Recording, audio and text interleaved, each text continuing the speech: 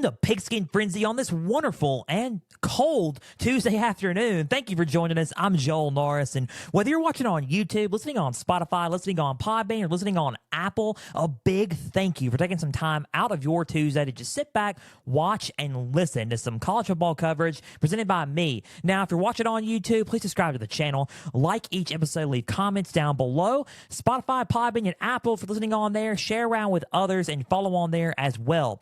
X, Instagram, and Facebook. All you got to do is type in Pigskin Frenzy. Follow, like the pages there. You'll get episode updates, news, and highlights from across college and NFL football. You'll get trivia questions on Instagram stories. Go and answer today's, as well as all things up to date for Pigskin Frenzy. I said cold. It is cold where I'm at.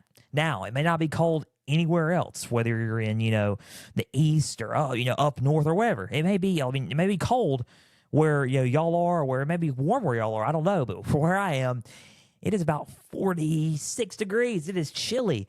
It is chilly. I am wearing obviously, if you can see it on YouTube, a Pigskin Frenzy podcast hoodie, orange and black. Today's Halloween. Happy Halloween, trick or treat. And today's going to be a trick or treat show. We're going to get into that in a minute. But for this hoodie, we'll get into this more in the future. Just picture the hoodie if you're on audio. Pigskin Frenzy podcast, orange and black. Orange hoodie, black lettering. Now, with stuff like this on YouTube and on audio, if you're listening on there, we'll get into that more in the future in the coming months. We'll have more updates on stuff like this coming out within the near month, maybe November, in the near future. So just stay tuned and up to date with everything on socials on Pigskin Frenzy. Exciting stuff about to happen with Pigskin Frenzy, let me tell you. Guys, week 9 just happened. Fairly predictable, but, and big but here, but still interesting. Now, long pause there. Week 10, we're going to get into previewing predictions there. We're also going to talk about and unveil our first Frenzy playoff rankings. I said that last week that we were going to do this, and I have it all together.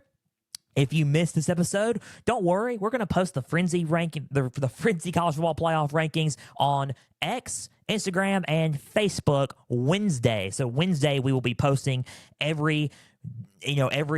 our rankings up until the final selection of rankings, coming, after conference championship week. So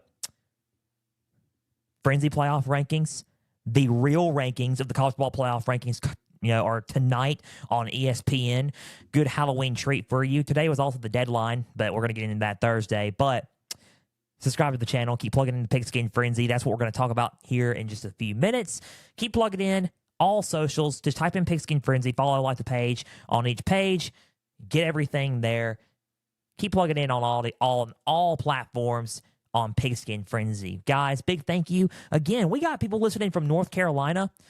Got people listening in from Alabama. Got people listening in from Tennessee, Texas, you name it. We got new people coming in, and it is just great. New listeners coming in. Big thank you there. Now, sorry for the promotion. Sorry for the pageantry. 3 minutes of our time. But let's get into some football. Week 9 college football recap. Now, I did not talk about this game. But we're going to talk about it. We're going to talk about it. We have 5 games for the recap this time. Feeling nice today, guys. I'm feeling nice. Trick or treat. 5 games we're going to talk about. This one was an upset, and this was probably the one that I didn't see coming. Kansas, Oklahoma, and we're going to kick it off with this. Did not see this coming. Final score, Kansas 38, Oklahoma 33. Down goes the Oklahoma Sooners. We'll get into the stats, and then we will talk about the game itself.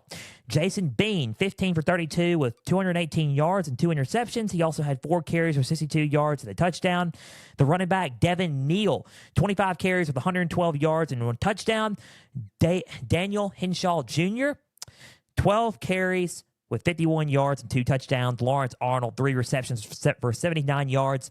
Mason Fairchild, 3 receptions with 62 yards. And the Kansas defense had 3 takeaways. That was pretty impressive. 3 takeaways on on their defense. Oklahoma stats, Dylan Gabriel, 14 for 19 was 171 yards and an interception, 14 carries with 64 yards, and 3 touchdowns on the ground. All of his touchdowns came from the ground. Tyree Walker, 23 carries with 146 yards and a touchdown.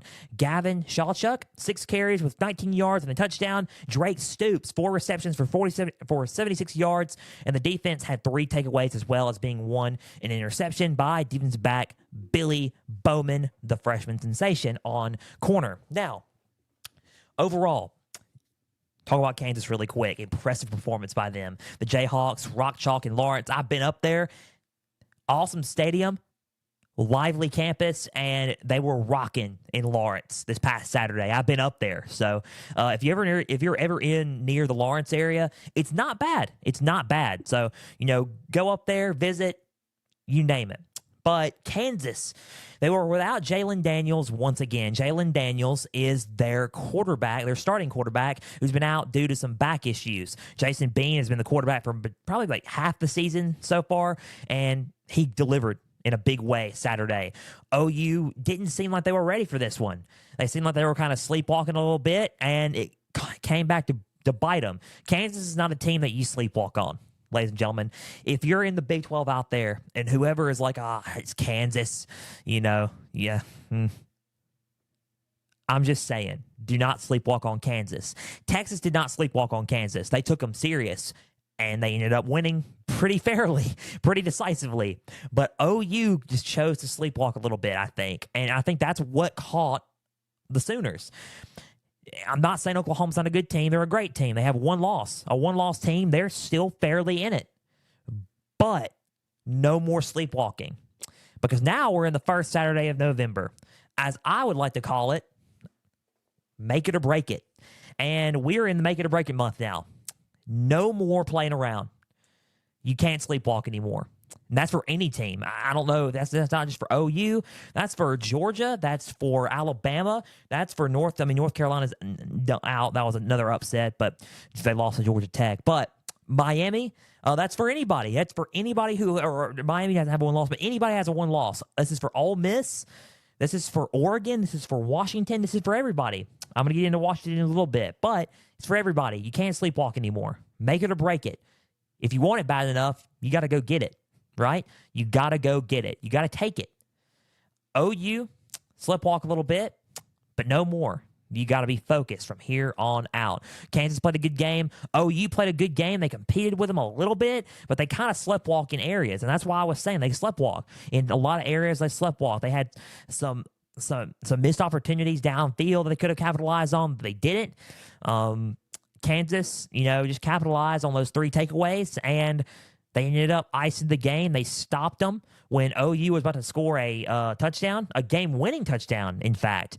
And KU capitalized, and the Jayhawks, with Rock Chalk on their side, got the win. Big win for Kansas. 38-33, Oklahoma down against Kansas. Kansas defeats Oklahoma, upset 38-33. OU is 7-1. Lance Leipold and the Kansas Jayhawks are 6-2 and they're bowl eligible. If anybody needs a coach out there, I know there's one person out there in Lawrence, Kansas. Call Lance Leipold. He's a solid coach for the Kansas Jayhawks. Now, moving on to some of the games we talked about last week. Louisville and Duke. I went 3-1, by the way, guys. I was not bad. All right. I thought these were some fairly good games. Honestly, I thought these were some good games that I called and kind of got right on point with a little bit. I said that Louisville needed to stop Duke's running game because Duke's running game the week prior was unbelievable. Jacquez Moore put up 110 yards. He was amazing. And I think Louisville kind of it was kind of iffy about Louisville because of how everything went down before the bye week and before against Pitt. And I just felt like they needed to stop the running game. Well, they did. And not only did that, Duke didn't score any points. Final score, Louisville 23, Duke 0. Jack Plummer, 11 for 16 with 117 yards. Jahar Jordan was the difference maker. It was funny because I said they needed to stop the run. They did, But Duke couldn't stop their running game. Jahar Jordan, 21 carries with 163 yards and 2 touchdowns. He had a hamstring issue a week prior during Pitt. He only played a couple of series and got pulled out. They were wondering if he was going to play this game, and he did play the game. So good. I mean, 163 yards and 2 touchdowns later. I guess, what do we think, right?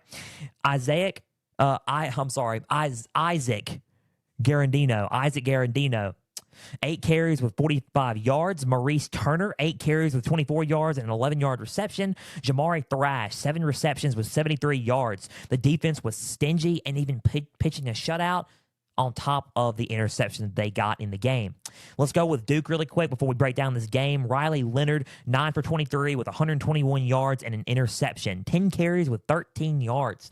Jordan Waters, 5 carries with 23 yards. Jaquez Moore, 6 carries with 15 yards. Jordan Moore, 6 receptions with 92 yards. The defense played the best that they could. They just couldn't seem to slow down the run game of Louisville. And by the run game, I mean run game. Let's go with the rushing yards before we go with the passing yards. Duke's rushing yards, 51. Louisville's rushing yards, 234. Duke had passing yards of 151, and Louisville had passing yards of 117. So Duke won the passing game a little bit, but, another big but, they just couldn't get anything going on the running game. They couldn't get anything going running the ball. Riley Leonard was a little bit limited, and I said that was probably going to be an issue. I said that Riley Leonard was going to be a tiny bit limited because of the ankle issues that he's been having. He was a game-time decision again, and it's one of those things where you look at it and you think, oh, man, if Riley Leonard's at his 100% best, how would this game play out? Could I still see Louisville winning? Yes. But this game could have been a lot closer. I just think Duke has got a lot. Duke's just beat up. I think they're a little bit beat up. They're 5-3 now. Those are 2 losses. They've had 3 losses now. Notre Dame's won, Florida State, and now Louisville. Mike Elko's a solid coach. I know they're going to turn it around. I do, in fact, think they're going to make a bowl game. Duke is a solid team. They're just not ready currently with all the injuries happening right now and everything going on to be at the top of the ACC. But let me tell you who is. The Cardinals of Louisville. They are a team that is ready to be on top. And they are 7-1. Jeff Brom in his first season back at his alma mater. 7-1. Has a shot at playing undefeated Florida State in the ACC championship game December 2nd. I mean, what are we doing here? I mean, it's Louisville versus Florida State.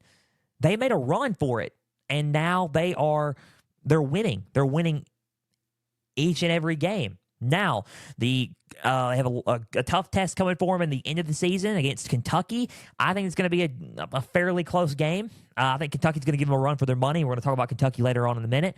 But Louisville, they look solid, man. They look solid, definitely in the run game. I mean, Jahar Jordan, probably one of the most underrated backs in college football. He is a playmaker, and he creates those explosive runs for that Cardinals team that create a spark.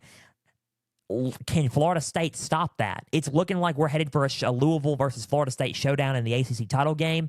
And can Florida State contain Jahar Jordan? But what can Louisville's defense do against the receiving core of Keon Coleman and Johnny Wilson? I don't know.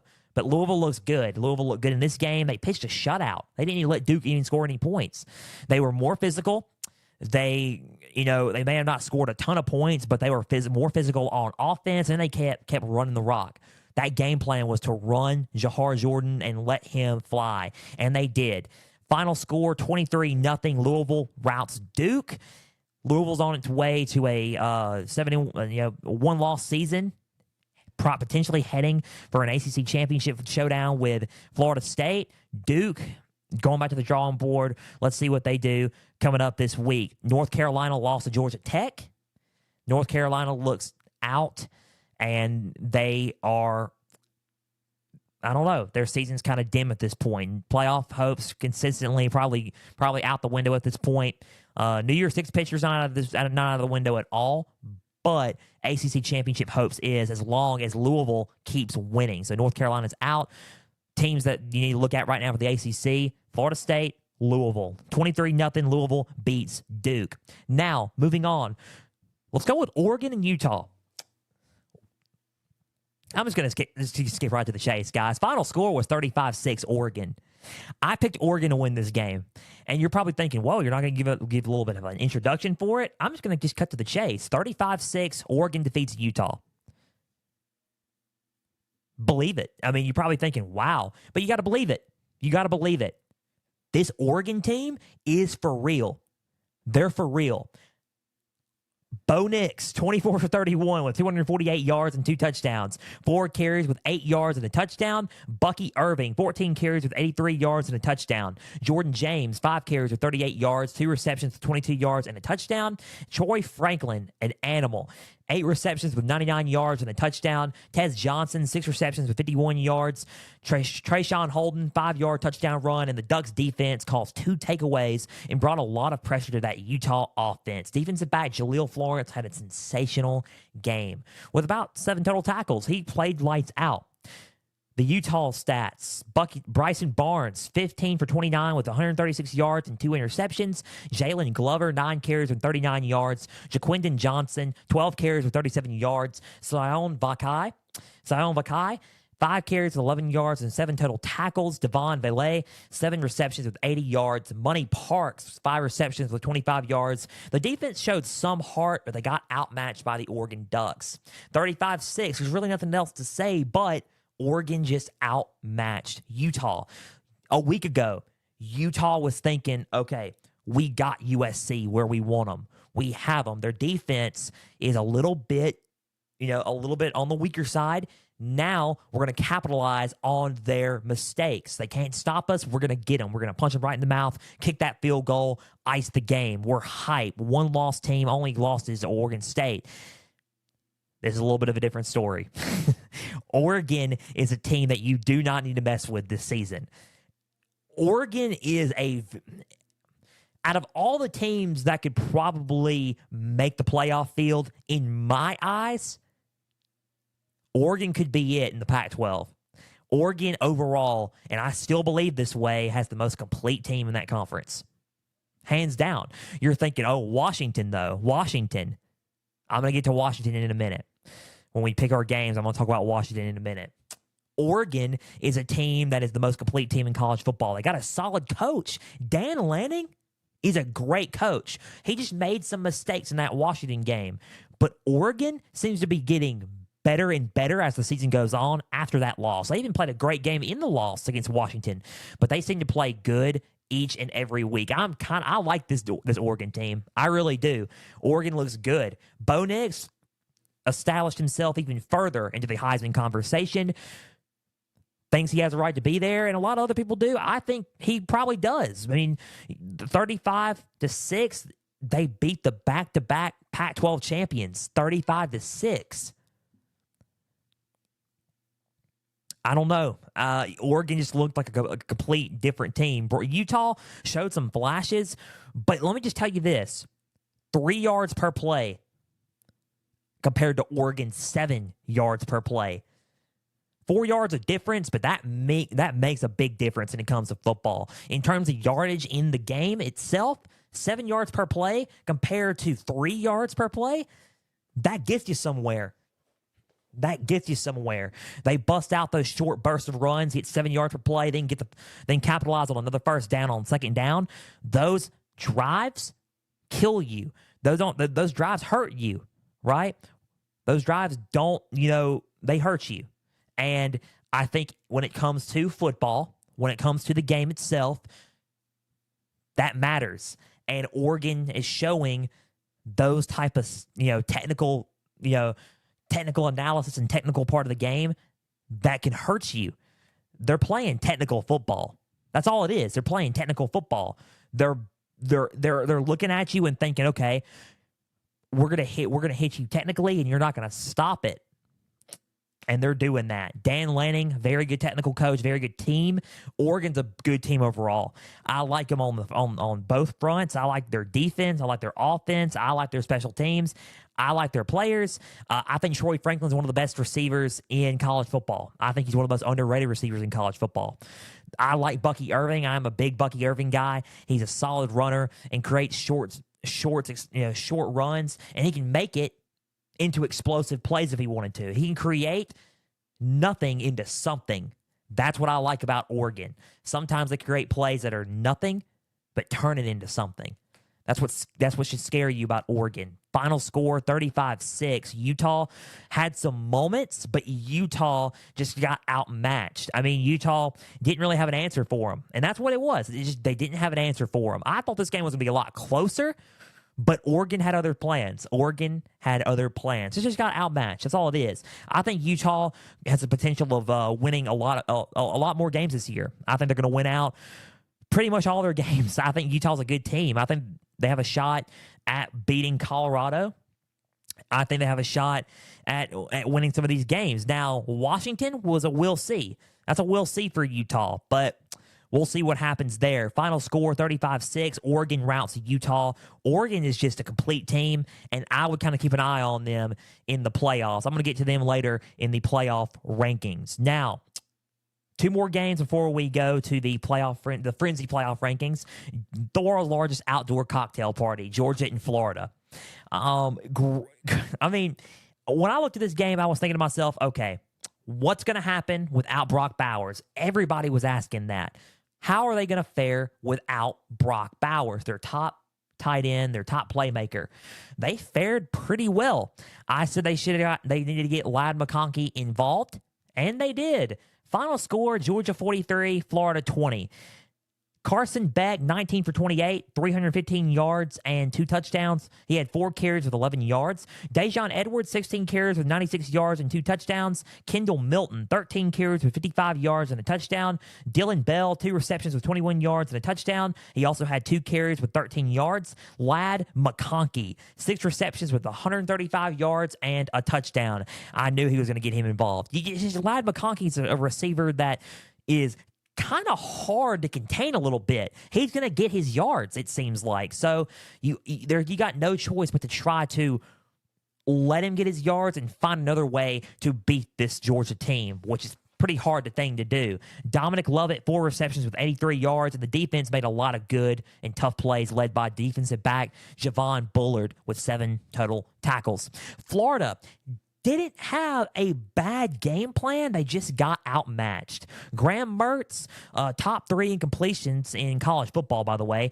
Graham Mertz, 25 for 34 with 230 yards and 2 touchdowns. He had 1 touchdown on the ground. Montrell Johnson, 9 carries with 82 yards, 2 receptions with 14 yards. Trevor Etienne, 7 carries with 42 yards. Ricky Pearsall, 6 receptions with 99 yards. Eugene Wilson III, the freshman receiver, 11 receptions with 75 yards and a touchdown. And Hayden Hansen caught a touchdown pass. And the defense just couldn't hold on very much against Georgia's offense. And what I mean by that is Georgia would have big plays and explosive plays that Florida just couldn't contain. Florida had some good explosive plays that Georgia kind of got on their heels with, but they could counter that. Florida doesn't. It's like a boxing match. You got to have counter punches in these fights, right? In boxing. Excuse me. But Florida just did not have any counter punches. Prime example. That's a big example right there. Georgia has the counter punches. They have the weapons, and they have the depth, and they have the team to counter a lot of what you're doing. Florida doesn't really have that like a Georgia, like an Alabama, like an LSU, like an Ole Miss currently in the SEC. That's okay. They're trying to get there. That's what that's all about. You're trying to build. Georgia played a solid game. I'm not going to lie. They look pretty good without Brock Bowers. And for everybody that says, okay, it's going to affect them, 43-20 says otherwise. I mean, they look solid on offense without Brock Bowers. I think Georgia looked good. I think they look good on defense as well. They created some tough plays. Their open field tackling still superb. Georgia didn't sleepwalk this game. They looked good from opening to end. They had some flashes to where they can improve and they can get caught in some areas, but they look pretty solid. They look like a team that could probably win out the remainder of their games. Now, are they a beatable team? Sure, I think everybody's a beatable team in college football this year. I think everybody has a chance to lose.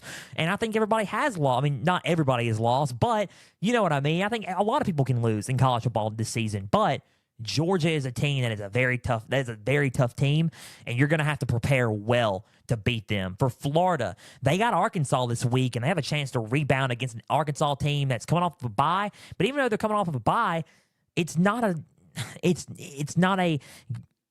team that's looked the best this season, and it's kind of disappointed a little bit this season, especially with the talent that they got.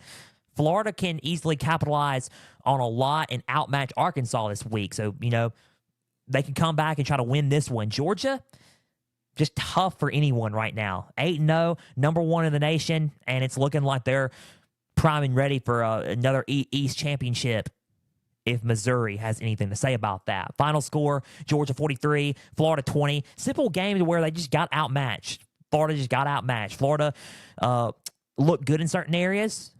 They looked like they can improve in certain areas. This is what this game was about in my eyes.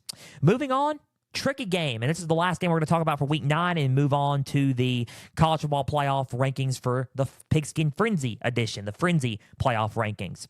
Tennessee, Kentucky. And this game was tricky for both. I think both really it was one of those things where a win would have helped both. And I'm not going to sit there and say, oh, they're done when it comes to bowl games and all that. They're not.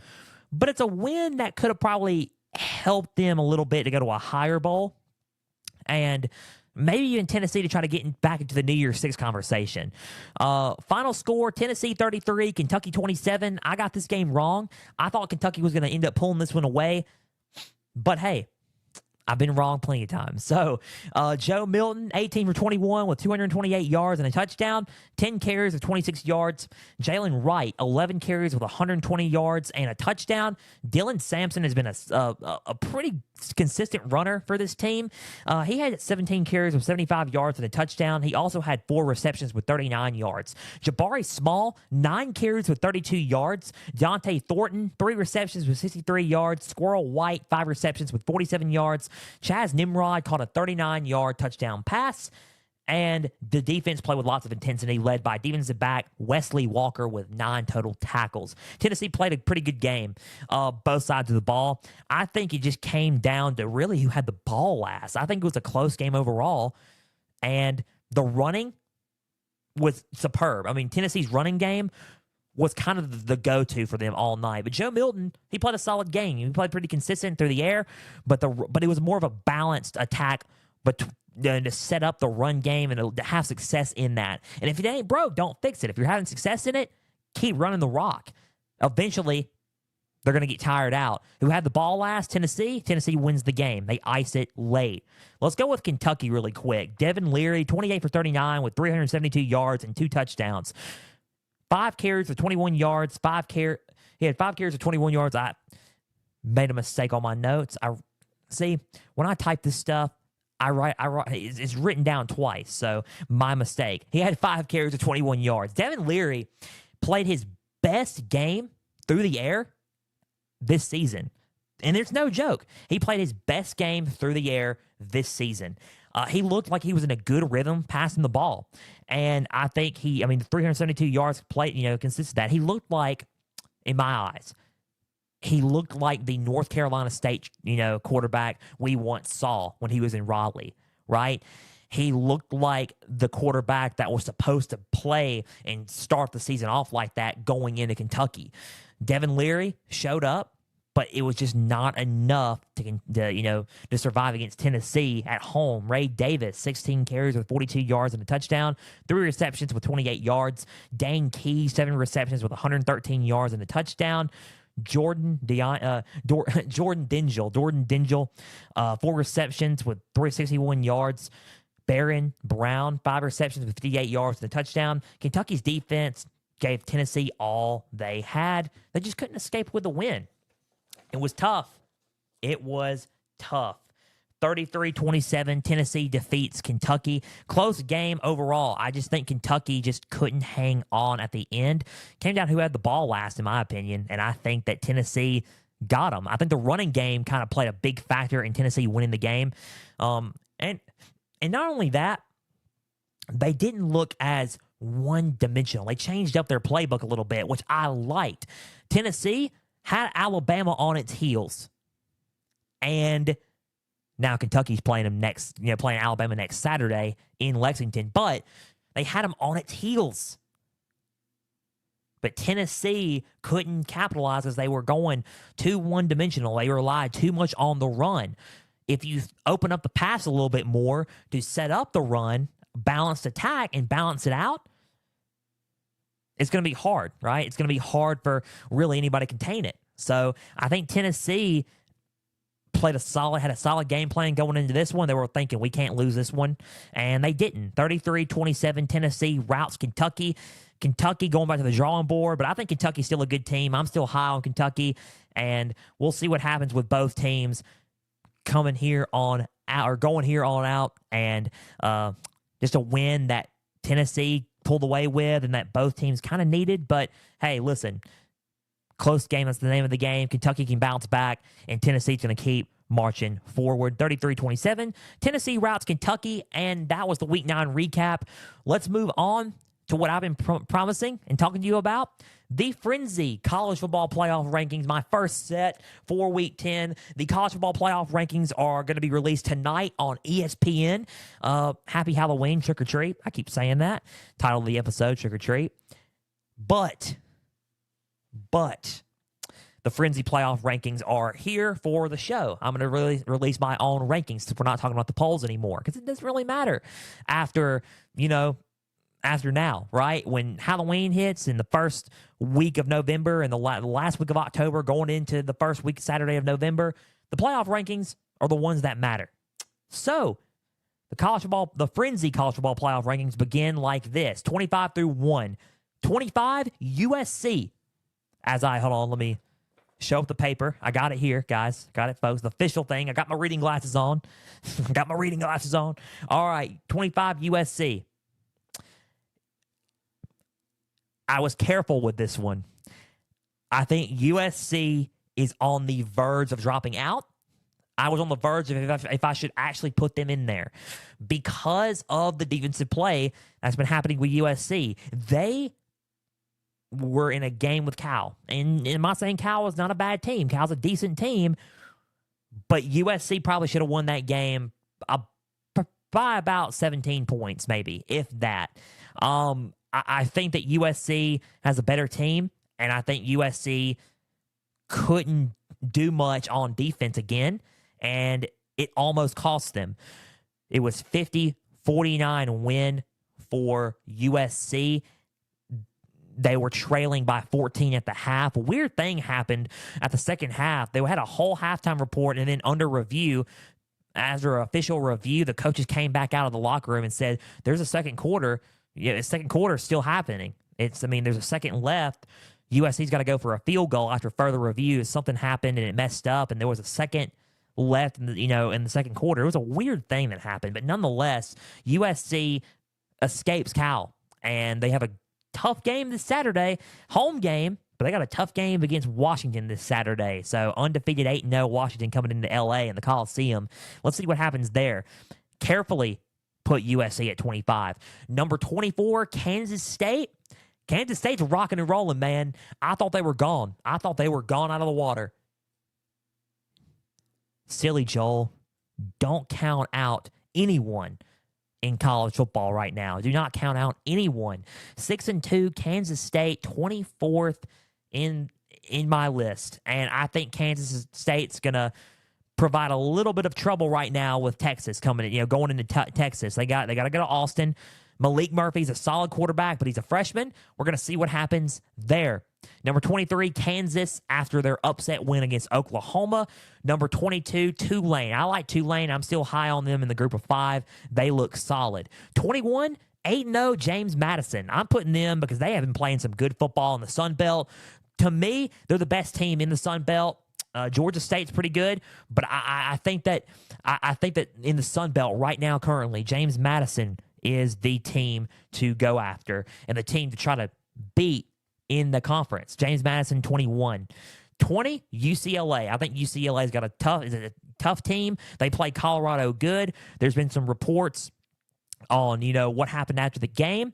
And we're going to get in, we're not going to get in too much of that of, the jewelry stealing in the locker room. I think that's pretty harsh of what happened there. I don't know who stole it, but UCLA 20, they played a good, tough game against Colorado.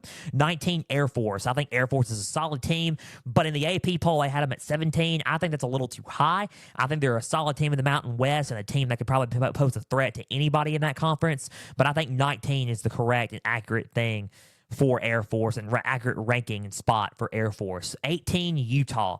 I think Utah right now, that's a good spot. I'm not going to completely wipe them out of the rankings. They had some good wins, and they're a 2-loss team, but 18 is a good spot for the Utah Utes right now. Oregon State lost a close one to Arizona. They're 17. I think Oregon State is on the back burner right now. They're kind of out of it a little bit. Unless somebody ahead of them loses, then I think Oregon State gets the nod over Utah because of that head-to-head win there.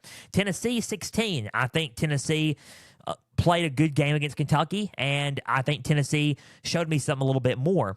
16, Tennessee. Louisville at 15. Louisville 7-1, man. 15. They get some more big wins. They could be sliding into that top 10 here real soon. So Louisville at 15. They look pretty solid. Looking like they're heading for an ACC title showdown if they keep winning out against Florida State. Number 14, Missouri. Missouri's been the biggest shocker and surpriser of everybody this season. I'm 7-1 heading into November. No one expected that.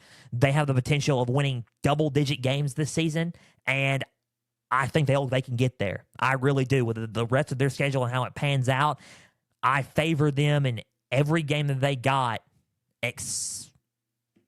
Hold yourself there. I'll get to it later. I was about to spoil it for a second there. I favor them in every game currently they have besides one, and I'm going to get to that in a minute. Number 13, Notre Dame, 2-loss team.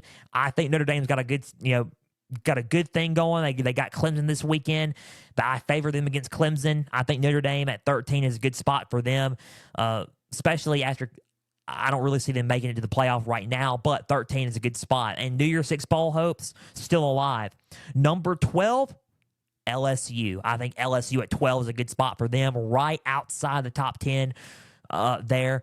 And I think that LSU with their offense, they got to go to Tuscaloosa. Going to be a tough game, but let's see what happens with LSU. And if they get that win over Bama, that may be a top 10 win right there, and it will be a thing for them to jump right back into the top 10 again. 11, Oklahoma. I think Oklahoma kind of slipped after that performance against OU. Against Kansas. I think Oklahoma slipped against Kansas a little bit, and they go from, on my list, at first they were 7, and they go from 7 to 11. It's kind of funny, the gas station, 7-Eleven, but they go from 7 to 11 after that loss to Kansas. Number 10, Ole Miss. That West is tricky because you got 3 teams that are in it. You got undefeated. I'm going by conference record here. Undefeated Alabama in conference, 1 loss Ole Miss, and 1 loss LSU. Conference record, not overall record, but conference record. Ole Miss has one loss in the conference. It's against Alabama. Ole Miss has got 2 tricky games coming up left, and that's against A&M Saturday and against Georgia next week. LSU's got 3 tough tests in Alabama, Florida, and A&M. Bama has LSU pretty much left, and then they got Kentucky, and then they got Auburn at the end of the year. Now, let's see who makes it or breaks it. Somebody's got to lose. It's going to be one of those 3 teams. Somebody's going down. We just don't know yet. But Ole Miss is looking pretty solid from here on out late. Got a good game against A&M. Let's see what happens there. The 1-loss team. Number 10 on my book because of the win against LSU. Ole Miss is going to be ahead of LSU. Ole Miss has got to be ahead of LSU until Ole Miss loses again. And then they're out of the SEC West race. It only takes 1. Ole Miss right now is ahead. Number 9, Penn State. I think Penn State is a team where they're still trying to find their footing a little bit on offense after that Ohio State game. They looked a little bit iffy against Indiana. But let's see how they look this week. They got a game against Michigan next Saturday that they got to tread lightly on. And they got to show some form of offensive consistency and, more of the passing game with Drew Allard. I think they need to open that up a little bit more. But right now, I got them at number 9. Number 8, Texas. I think Texas is at 8. And you're thinking, okay, really? For the next one? Really? They beat them. But number 7, Alabama. I put Texas at 8 and Bama at 7 because I just think right now that loss against OU, who just lost to Texas, matters a little bit. Who just lost to Texas, but also lost to, also lost to Kansas. Oklahoma lost to Kansas, but beat Texas. I think that ranking matters and it's justified. Bama's been on a roll lately. Ever since that Texas loss, I put them at 7. I think Bama's ahead of Texas. I think if they played at a neutral site, maybe right now Bama gets them because of the injury due to Quinn Ewers. Malik Murphy, not a bad quarterback, but let's see how he does against Kansas State Saturday. I may change my ranking. Who knows? Texas at 8, Alabama at 7. Now, let's go with the first 2 out, and then we'll go to the 4. Even though in my heart says, okay, do it. I can't do it. I can't do this. Number 6, Oregon, and number 5, Washington. Now, I cannot put Oregon ahead of Washington. Washington won against Oregon. But ever since that win, Oregon has looked about the same or is not really that, just getting better as the season goes on. Washington, y'all heard the whistle. Kind of gone downhill a little bit. And I say that like their play has. They survived Arizona State and they survived Stanford. They really didn't play with any consistency against either teams. They didn't even score an offensive touchdown against Arizona State. Up until Arizona State, they were the best. They were the number 1 passing offense there and the number 1 offense there. That spot has now been taken by LSU. LSU is now the number 1 offense with Washington being in the top 5 now. But with that offense, they kind of dipped a little bit the past 2 games. I think that Oregon right now has the most completed team, but Washington has guys that can hurt you, like a Roma Dunze and a Jalen McMillan and a Jalen Polk and a Michael Penix Jr. and a Dylan Johnson. They got some guys on that offense that can hurt you and they can beat you, but the most complete team on both sides of the ball right now is Oregon, and it's proving that currently. Washington, good team, but Oregon is the most complete team in my eyes currently. I don't know who I'd favor right now between those two if Washington keeps playing like this. But if Washington plays how they have been before the Arizona State and Stanford games, if they play how they did against Oregon and before that, then Washington is going to be a problem. And I completely agree with that. Washington's been a problem all year. They're going to be a problem if they do that and play like that, how they did against Oregon, against anybody.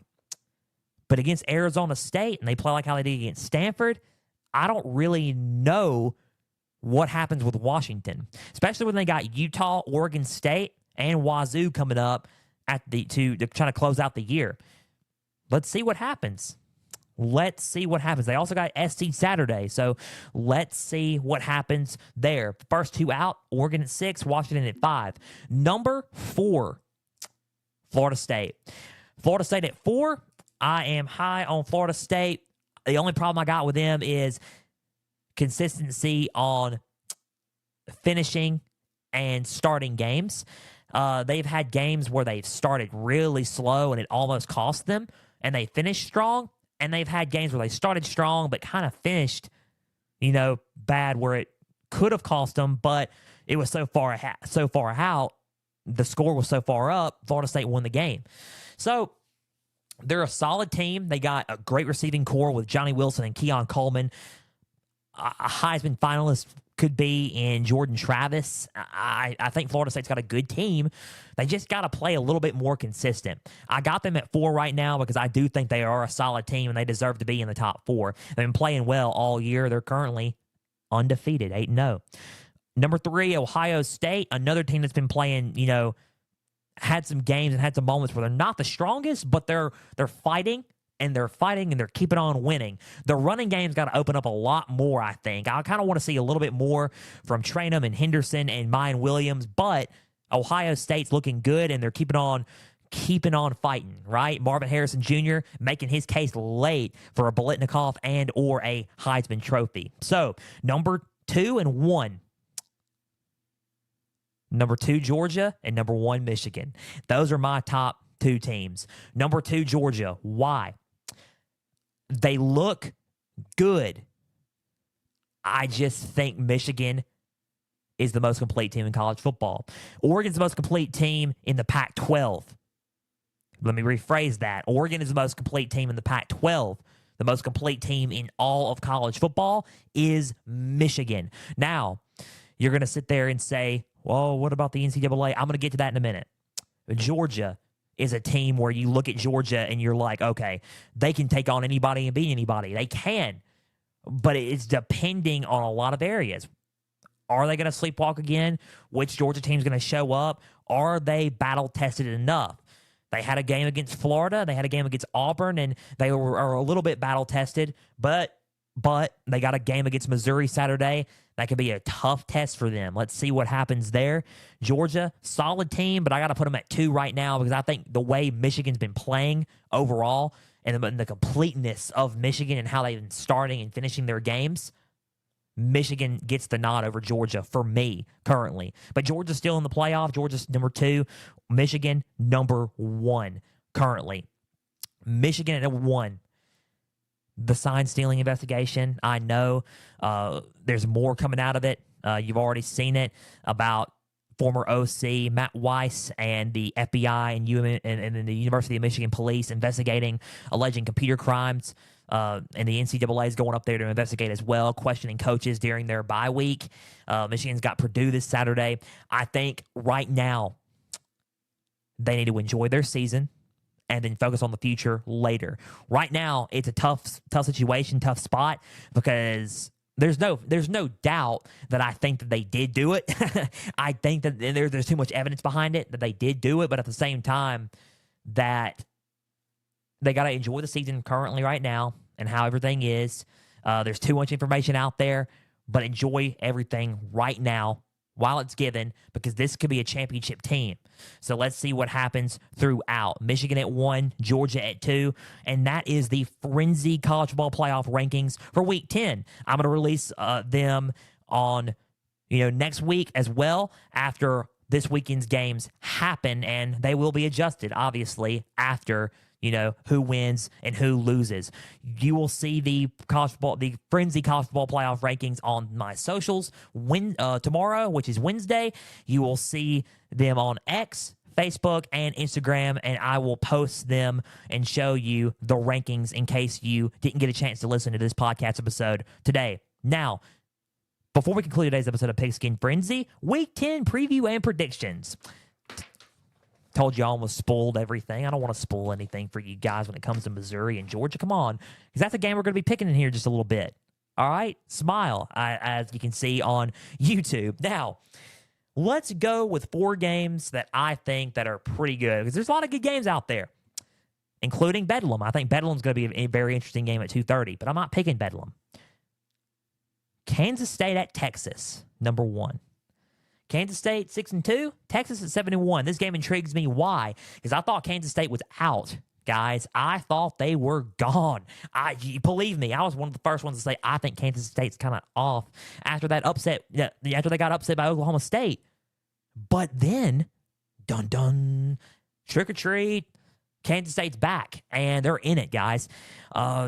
Texas at 7-1, 1 loss to OU. Quinn Ewers is out. They may have needed him for this game. Maybe. Let's go with the keys for a second here. Let's feed Jonathan Brooks and create explosive plays with him. If I'm Texas, I'm giving the ball to Jonathan Brooks and feeding him the ball and creating explosive plays there.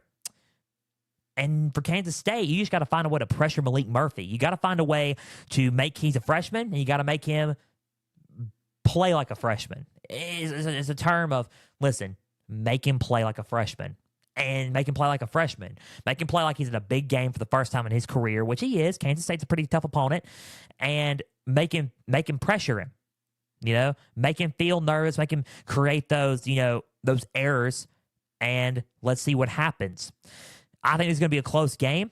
I think the advantage of the running game. I favor Texas in the ground game, obviously. Defensively, I like Kansas State's front seven a lot. I think they could probably get to the quarterback and they can pressure Malik Murphy. It's going to be a tough one, man. It's going to be a tough one when it comes to these two teams. Kansas State back from the dead, guys. Texas, hook 'em horns, still in it. Tough game overall. Close game. Give me Texas to win late. I'm going to say by a score of 28-24. Texas 28, Kansas State 24. I think it's going to be a 3-point game going into the fourth. Texas is going to break away with Jonathan Brooks. Score, touchdown. Texas ices it. 28-24. Texas defeats Kansas State. Makes them 6-3, and Texas goes to 8-1 on their way to a spot in the Big 12 title game. Washington at USC. When I look at this game is a make it or break it game for both. Washington, I don't know. It's hard for Washington because of the way they've been playing against Arizona State and Stanford.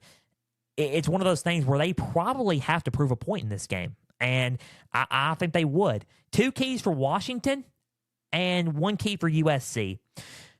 The 2 keys for Washington are this: contain Caleb Williams and Marshawn Lloyd, and then Washington needs just to play how they did against Oregon. Play like you did against Oregon. Find the matchups with Roma Dunze and Jalen McMillan and Jalen Polk. Polk, McMillan, and Dunze are going to beat those secondaries. They're going to win those matchups. Play like you did against Oregon and find those matchups and win those matchups. And then contain Caleb Williams and Marshawn Lloyd on defense, and then there you go. That's the game. Washington has it. But you got to play like you did and do not play inconsistent. If you play inconsistent like you did against Stanford and Arizona State, USC with Caleb Williams, because he's still Caleb Williams, ladies and gentlemen, will find a way to trick you and will find a way to get you and make you slip up. For USC, make that happen. That's the key there. Make that happen. Find a way to slow down Michael Penix in that receiving core. You got to find a way to make that happen. Slow them down, right? Slow them down, find a way, and if they play inconsistent, capitalize on that. Who do I have winning this game? I think Washington is going to not play as inconsistent. I think they're going to play a little bit more consistent Saturday. I think they know what's been happening, and I think they're going to correct it. I think Washington gets USC. I don't think USC has the defense right now to slow Washington down. I think Washington and USC, if it gets into a scoring match, maybe USC can do it. Maybe if Washington's defense doesn't hold up, but I like Washington's defense in this. I think they can find a way to make a couple of stops, and Washington gets the win over USC by a score of 42-21. I think Washington wins 42-21 against USC. Washington 42, USC 21. I think they run away with it in midway through the third, and Washington moves to 9-0, and USC goes to 7-3. Now, Missouri at Georgia. 2 more games before we conclude today's episode, guys. Missouri at Georgia. Tough game. This is probably going to be the toughest game that Georgia has faced up to date. Toughest game that Missouri has faced up to date. Surprising team of the year, Missouri. That goes to them. Coach of the year, give it to Eli Drinkwitz, man. He has saved not only his job, he has saved everything pretty much when it comes to Missouri right now. So saved their hopes of could be going to Atlanta. Has saved their hopes of winning, going to a good bowl game, and he saved his job. Right, Missouri. He's done it for Missouri. 7-1. They got to go to number 1 in the country, Athens. 8-0, Georgia. Key for Missouri. Brady Cook and the offense have to play lights out. Perfect game plan. They got to create explosive plays. That's 1. Create new looks. That's 2. And number 3, with those new looks, it's kind of an add-on number 2. Confuse the defense. Create those new looks to confuse the defense and create those explosive plays. Do not, don't let it hit them, right? And then they're not going to know what hit them. And that's why I say confuse the defense with new looks and create those explosive plays with the weapons that you got on offense. Missouri has it. They got Cody Schrader. They got Theo Wees Jr. They have Luther Burden. They have Brady Cook at quarterback. You just got to find those matchups against Georgia to try to win the game. And it could happen. It could be a shocker at 2:30 on 3:30 Eastern, 2:30 Central on CBS Saturday.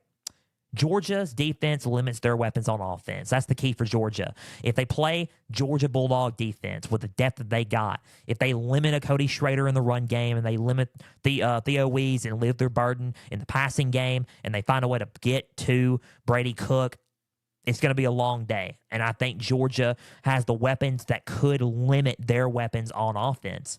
Georgia's defense could limit them. And I think they're a solid team. I think this game's going to be close. You got to find a way to limit their weapons, and then you got to find a way to create new looks against Georgia's defense. Who wins this game? Close game. Very close game. I think this is going to be, they're going to give Georgia a run for their money. I favor Missouri in every game they had on their schedule. Now I can spoil it. Except Georgia. I don't favor them against Georgia. Georgia wins this game. I don't think it's going to be close, but Georgia wins this game. Georgia wins 28-21. I think it's going to be a game in the 20s. Georgia 28, Missouri 21. Missouri goes to 7-2. Georgia goes to 9-0. And they kind of confirm and keep their stronghold in the SEC East and go on, most likely will go on and clinch it eventually after this win. 28, Georgia, 21, Missouri. Georgia defeats Missouri by a touchdown in Athens in a close one. Last game before we conclude this episode of Pigskin Frenzy, let's move on. LSU at Alabama. LSU at Alabama, the game that everybody's been waiting for. We've been talking about it. I grew up watching this game. This is a classic game right here.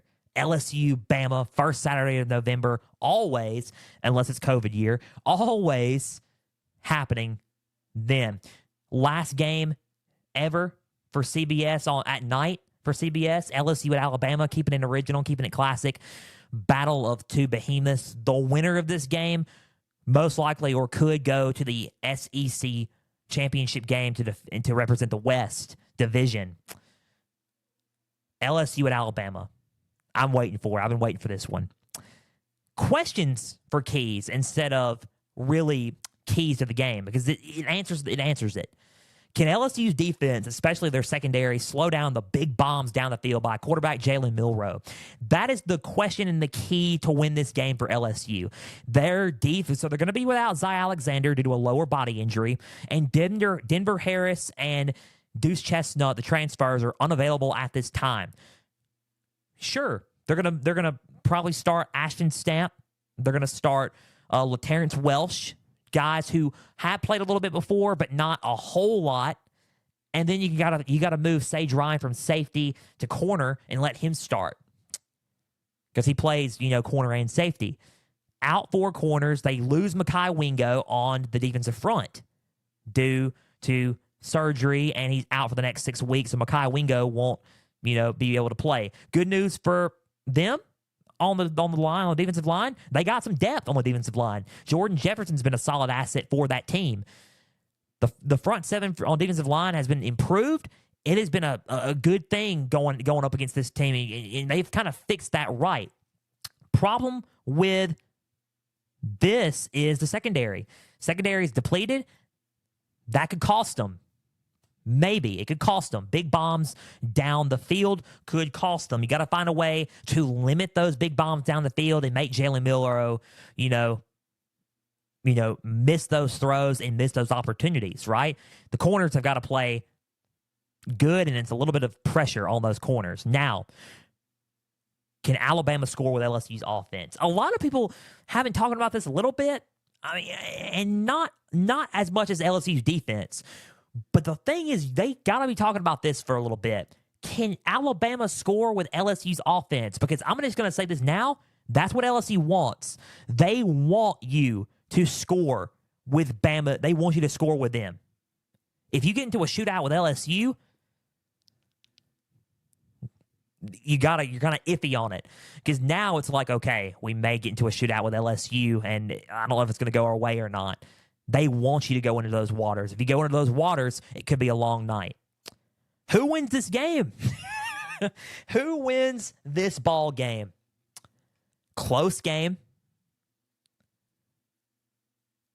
It's going to come down to a couple of stops, and it's going to come down to who scores. Bama can't score with LSU's offense. I got LSU beating Alabama. I got LSU defeating Alabama by a score of 38-35. I think it's going to be 35-31 going into the fourth, and then LSU scores late, gets them 38-35, LSU 38, Alabama 35, and then LSU improves to 7-2, while Bama goes to 7-2 in this ball game. That should do it for Pigskin Frenzy. How are we feeling? We're feeling pretty good. That was a long episode, an hour to be exact, guys. First hour episode of Pigskin Frenzy in a while. So, guys, subscribe to the channel on YouTube. Like each episode, leave comments down below. Spotify, Apple, Podbean, if you're listening on there, share around with others and follow on there as well. Now, X, Instagram, and Facebook, Pigskin Frenzy. Just type that in. Follow the pages there. You'll get episode updates, news and highlights from across college and NFL football. You'll get trivia questions on Instagram stories, go and answer today's, as well as all things up to date for Pigskin Frenzy. Guys, big thank you for listening today. And Thursday, NFL, we got a lot of stuff to talk about. Week 8 recap and Week 9 preview and predictions of the top matchups in the NFL. And we're going to break down the trades from the trade deadline, as well as injury reports. Also, I'm Joel Norris, signing off. Thursday, don't forget, Pigskin Frenzy. Then, for everybody out there, stay the course.